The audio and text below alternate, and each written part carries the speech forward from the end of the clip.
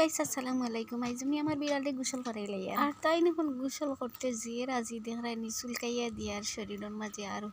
Shampoo দি সুন্দর হরি শরীর দিয়ে গোসাইয়া গাছাইয়া দিয়া থাক যে ভালো লাগে বই থাকছে দেখছেন হে বুঝতে পারে হে যে গোসল করে লাগি চিল্লা চিল্লি কিছু করেন না একবারে বই রয়েছে আর আমি তো সুন্দর করি টানলে চুলকাইয়া দিয়া শরীর দিয়ে গোসাইয়া জেলা মহিলা তাহলে মহিলা এগুলো উঠি যায় তার লাগে ভালো করি গোসাইয়া দিয়া আর দেখায় কত সুন্দর করি হে আমার একমাত্র আদরের বিড়াল আমার আর একটা বিড়াল চুরে লইয়া গেছে গিয়ে এখন শুধু হেউ আছে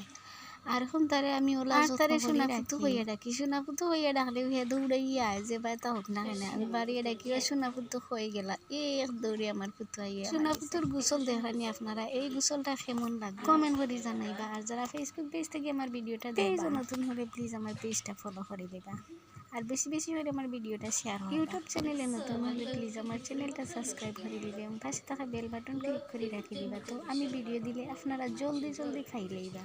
আর ইটা লক্ষ্মী বিড়াল খার আছে কমেন্ট করে জানাইবা না আমার বিড়ালের মতো গোসলের সময় খার বিড়াল একবারে চুপচাপ বইয়ে থাকে কমেন্ট করে জানাইবা তো ভালো থাকেন দর্শক বন্ধুরা আসসালামু আলাইকুম।